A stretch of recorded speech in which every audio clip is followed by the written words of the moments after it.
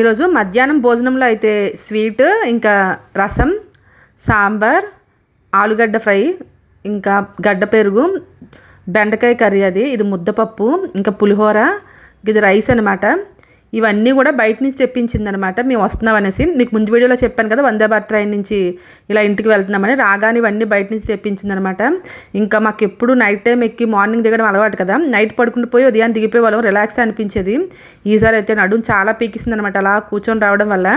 ఇగో చూడండి, తిని మా చెల్లి వాళ్ళ పాప అనమాట. దీనికైతే పెట్ యానిమల్స్ అంటే చాలా ఇష్టం. కోళ్ళు, కుక్కలు, పిల్లలు అంటే వాటితో బాగా ఆడుతుంది. అది ఆడిన కాక మమ్మల్ని కూడా పిలుస్తుంది అనమాట, రండి ఆడిపిద్దాం అనేసి.